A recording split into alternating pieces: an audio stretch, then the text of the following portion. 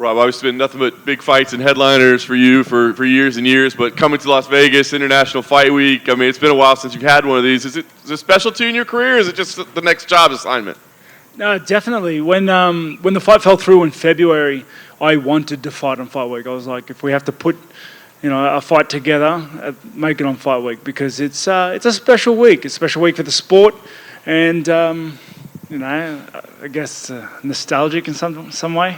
Yeah. And quite the crew from the Australia, New Zealand area. I mean, I wonder if there's a sense of pride. I mean, you've kind of been the leader of that charge for a while. Now there's this massive crew of you. Does it mean something to you to have this representation here? Yeah, definitely. I'm proud of the impact that I've had on the sport, especially in Australia. But it's like having a slice of home. And I think Fight Night is going to be really cool to see all the Aussies, up-and-coming Aussies and New Zealanders on the card, just doing their thing. All right, the assignment that you have here, I mean, obviously you fought legends of the sport. Where does Dricus stack up? I mean, do you see him as on the level of the athletes that you've been fighting? Definitely. He's the most dangerous fight to date. And that's because he's the one that's unwritten.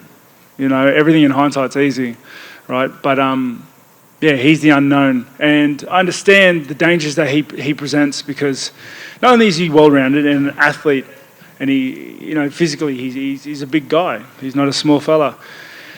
He has nothing to lose. Everyone's already washed him. He's the underdog in this fight. And tell me something more dangerous than a man with nothing to lose, everything to gain.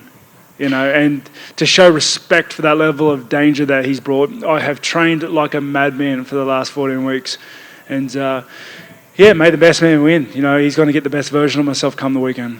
Is it difficult for you to accept assignments like that? Because like you said, I mean, he's got everything to gain, nothing to lose. I mean, when you would figure out the other side of that equation, is it difficult for you to step into fights like that, given all that you've already done in your career? Mate, that's the business. That's the business. If you're not up and coming, you're stopping the up and comers, aren't you? So, it's just part of the gig. Nice. Last thing for me, clearly can't look past Saturday night, but I think everybody's looking towards Australia in 9 weeks. Is that even a consideration to you that, a win here, maybe I could be in a championship matchup in 2 months? Or, I mean, I know you like time with the family, and, is that even a consideration in your eye? I'd like to fight in Sydney. It's one of those things. But, my calendar doesn't go past the weekend right now. Nothing matters past the weekend. Just got to get past this obstacle first. Rob, over here. A lot's been made from Dricus' team about his nose surgery and like this 18% or whatever it was oxygen that he wasn't able to get in his previous fights. How much do you look into that, and do you think it will play a difference in the fight? I laughed it off at first, right? I laughed it off and thought, oh, yeah, whatever. But then I got like a stuffy nose and went to training, and it was tiring, man. Like, it couldn't get any. So maybe there's some truth to that. Regardless, I didn't train the last 14 weeks for one round. I didn't train not to expect him to come out like a racehorse. So I'm not too worried. I don't expect him to gas. It's just setting myself up for failure. And I feel like in entering his most recent fights, a lot of people expect his opponent to kind of use Dricus as the launching pads. Like they're writing Dricus off before, and he just keeps proving people wrong.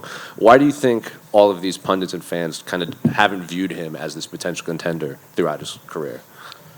I don't understand anybody who underestimates their opponents. We're in the fight game. We're in the best company in the world with the best fighters in the world. I don't understand where you think every single one of those guys in the division isn't going to knock your block off if you aren't ready. It just seems a little silly. He's the guy that if you underestimate, he's going to run over you. Especially with his greatest strength, which is what I think his resilience, because he's been so close to defeat multiple times, yet somehow scraped victory. It's a scary trait to have. Were you surprised that they gave you Dricus? Because a lot of people just assumed that they might try to make the Israel fight because they were kind of going back and forth, and you had already fought Israel twice, and maybe they didn't want you to knock off a future contender. Were you surprised that they gave you Dricus? No, I asked if it was free. After February fell through, the bank account's looking a little slim, so let's get busy. And last one for me, Saturday is also going to be Robbie Lawler's last fight, and then he's going to retire. I'm curious if you have a favorite memory from Robbie's career or favorite fight. Mate, he's an absolute legend. He was, when I was a welterweight, I remember watching him, and I remember saying to myself, like, screw fighting that guy. Like, because he's just so malicious. He becomes like soulless when he's fighting, and like you can tell he would bite you if he could, like And that was an intimidating dude. So he's had an outstanding career, and I am privileged to be able to be on his last fight card. Rob, over here. We had a big middleweight fight last week with Sean Strickland and Abus Magomedov. Did you happen to watch it, and if so, what did you think of the result? I did, and I thought that was an outstanding performance by Strickland. I thought he just went out there, stuck to his guns, and just probably his best performance to date. Unreal. What do you make of some of the matchmaking in your division? It looks like they're trying to push new contenders like Abus fighting Strickland. We've got Ikram fighting Paulo Costa. Do you think that's good, or do you think some of these guys are kind of getting a little bit fast-tracked? No, it's good. That's the UFC. That's the game. That's the division. It's rife with opportunity. All you need to do is just reach for it and make sure you're prepared. I think introducing new blood's always good. It keeps things interesting, keeps you on your toes, you know. And again, you're getting a 3-round fight here. I know you've had that last couple, but does the preparation change at all for the fact that it's not 5 rounds? Yeah, certainly. It's the work is just as hard, but the pacing is different. You know, you're preparing to get the most out of 3 rounds, with the 3rd round being as good as the first. It's different if you're preparing for 5 rounds and the 5th round being as good as your first. Okay, it's just a different pacing, different regime. And just last one for me, another big fight that took place a couple weeks ago of 2 opponents you fought, Jared Cannonier and Marvin Vettori. What did you think of Jared's victory over him? It was a pretty dominant performance. Yeah, another stellar fight, mate. Unreal performance by Cannonier. Did his thing. Got a bit hairy there in the first round, but he pulled through. He wore out Vettori and gave him a pretty good beating. Vittori, I don't know, tough guy. Just couldn't get his timing. Couldn't get into his mojo in that fight. So yeah, have to wait and see how he turns it around. Hey Rob, you've obviously been the face of Australian MMA for so long in the UFC, right? Is it refreshing to have some new guys, carry that mantle, like Jack Della, and obviously Alex is pound for pound #1 right now? Like, is it just refreshing to have Australia be the new blood right now? It's, I wouldn't say that word refreshing. I think it's great that Australian athletes, and especially Australian mixed martial artists, we're everywhere now. We're at the highest level of just about every division, and it is great to see. It is great to see. It's great to see it because the growth, it only affects the growth of the sport in Australia, which opens doors of opportunity for all the up-and-coming athletes that want to make, a full-time gig of this. And yeah, like the question earlier, there's also a slice of home on just about every card now. So it's cool. It's really cool. I mean, how has it been like, sitting back knowing that there's talent coming from Australia, but it was slow to get here? Yeah, but you're making it sound like it was like a job of mine to wave the flag. I was a flag carrier. It wasn't something like I had to switch on for work. It's just not being an idiot. It's great. The sport is just getting bigger in Australia. Australian athletes are taking over the world. It is a good time to be a mixed martial artist in Australia. Finally, I just want your thoughts on Jack Della Maddalena, man. He's taken the UFC by storm. So fun to watch. Just what are your thoughts on him? Hey, he's a good guy. Brought his wife and kid. My interactions with him have been really cool. He's just a good bloke, which is so much more important than being a good fighter. Awesome. Thanks, Rob. Rob, back here. Rob, when you look at the middleweight division, you see contenders move up and down, and you're still that guy older. What do you think's been the key to staying this consistent over the years, and even attempts at getting that title back?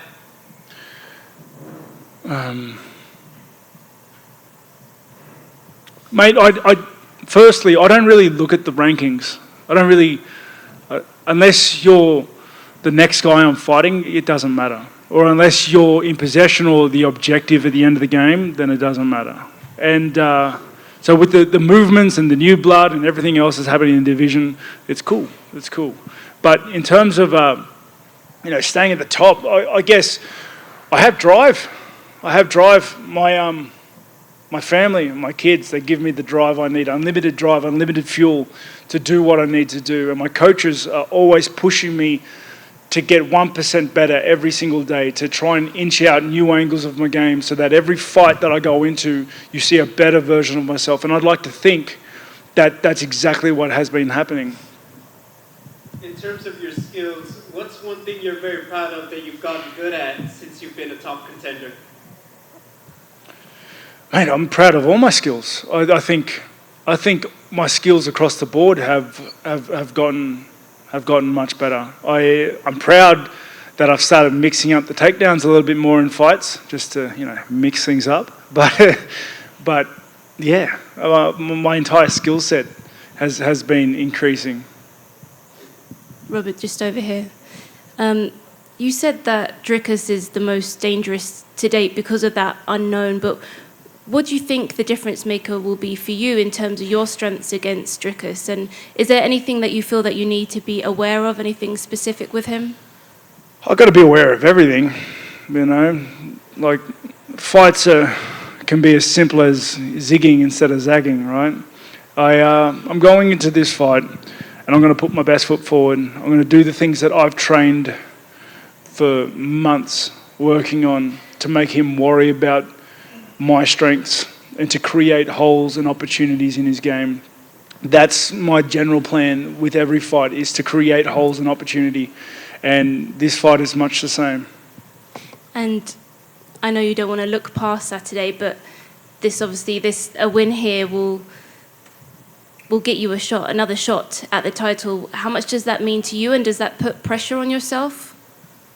Mate, no more pressure than there's always ever been. Every fight someone says, like, is there pressure? What about this? This fight gets you that way. It pushes you in this direction. You get... Mate, winning is enough pressure. There's no need to add sprinkles on top. By you not thinking further ahead, past Saturday, is that another way of you dealing with that and not having to think too much about what this brings? Perhaps it might be a way that I deal with the pressure. It's just like not worrying about it, not having expectations of what the future holds. Because no point making plans for Sunday, if you don't make it out Saturday. And just lastly, can I get a prediction for the main event on Saturday? Oh, that's a tricky one. I'm going to back Volk. Got it, right? He's and I do believe he's a powerhouse of the game. I really do. But Yair, in his last fight, looked possessed. I think he brings a different angle that Volk hasn't had to deal with, which is the kicks. But that's not to say that Volk doesn't have the skill set to nullify those. I think, I'm very interested in this fight. I'm going to back Volk. He's got to be the favourite in this fight. But, it's going to be a tough one. Thank you. Robert, back here. A quick question for you. You talked at the beginning about, nothing but easier than fighting house money and how dangerous a man is that has nothing to lose. This is the biggest betting favorite you've been in your time in the UFC. I'm kind of just curious, do you think that is deserved? Kind of just curious your take on the betting line being as big as it is. Mate, what do the odd makers know? Good question. And then, the other question I have for you, obviously in Las Vegas, just kind of curious what your favorite things about Las Vegas are. Mate, I love Las Vegas. I love fighting here. I really do. It does feel like a home away from home at this point, just because I've been here so many bloody times. I love the Strip. There's always someone up. It's good to look out the window and to see the people walking around, the lights on. I don't know. It's a good feeling. Yeah. And any favorite table games to scrap into sometimes? Say that again, say Do you have any favorite casino table games to get into sometimes? Mate, I used to enjoy gambling, the odd punt, the odd roulette, the spin of the wheel, the odd roll of the dice. I enjoyed it until I realised that I'm not willing to lose enough to make any money that matters. And then all the fun went away. I don't know what it was. So anybody listening that has a problem or just loses $200 here or there, yeah, think about it. Good PSA, thank you. Robert, got one for you, the back right. In your assessment of watching Dricus, what do you feel has made him so successful? His resilience and his ability to not quit. He's an athlete, he's talented, he's got a very well-rounded skill set, and the fact that he doesn't quit is dangerous. It's dangerous. It'll beat a lot of guys that do. And you've seen that time and time again in his fights. He's been so close to losing and then scraped victory because he doesn't quit, and then his opponents do. Has that almost posed the challenge to you then to see if you can, so to say, break him? Oh, it's not about breaking him. It's about being better than him. I'm going to try and dismantle him. I'm going to try and create holes and opportunity that I can exploit to take the win. Thank you, sir.